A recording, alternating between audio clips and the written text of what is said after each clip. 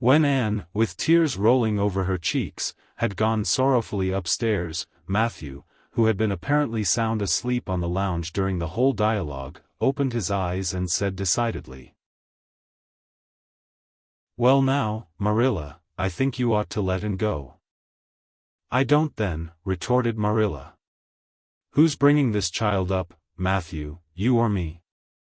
"Well now, you," admitted Matthew. "Don't interfere then." "Well now, I ain't interfering." "It ain't interfering to have your own opinion. And my opinion is that you ought to let him go." "You'd think I ought to let him go to the moon if she took the notion, I've no doubt," was Marilla's amiable rejoinder. "I might have let her spend the night with Diana, if that was all. But I don't approve of this concert plan. She'd go there and catch cold like as not, and have her head filled up with nonsense and excitement. It would unsettle her for a week." "I understand that child's disposition and what's good for it better than you, Matthew." "I think you ought to let him go," repeated Matthew firmly. Argument was not his strong point, but holding fast to his opinion certainly was.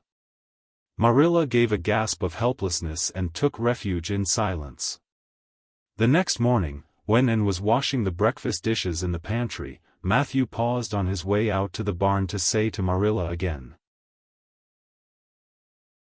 "I think you ought to let him go, Marilla." For a moment Marilla looked things not lawful to be uttered. Then she yielded to the inevitable and said tartly, "Very well, she can go, since nothing else ll please you," and flew out of the pantry, dripping dishcloth in hand. "Oh, Marilla, Marilla, say those blessed words again. I guess once is enough to say them. This is Matthew's doings and I wash my hands of it. If you catch pneumonia sleeping in a strange bed or coming out of that hot hall in the middle of the night, don't blame me, blame Matthew. And Shirley, you're dripping greasy water all over the floor. I never saw such a careless child."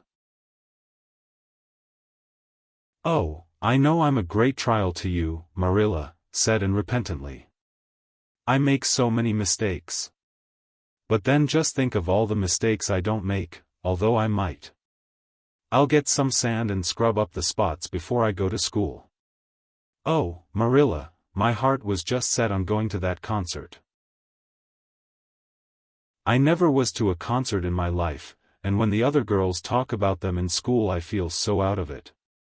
You didn't know just how I felt about it, but you see Matthew did. Matthew understands me, and it's so nice to be understood, Marilla." And was too excited to do herself justice as to lessons that morning in school. Gilbert Blythe spelled her down in class and left her clear out of sight in mental arithmetic.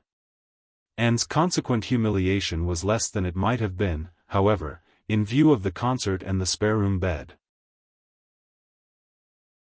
She and Diana talked so constantly about it all day that with a stricter teacher than Mr. Phillips dire disgrace must inevitably have been their portion. And felt that she could not have borne it if she had not been going to the concert, for nothing else was discussed that day in school. The Avonlea Debating Club, which met fortnightly all winter, had had several smaller free entertainments, but this was to be a big affair, admission 10 cents, in aid of the library.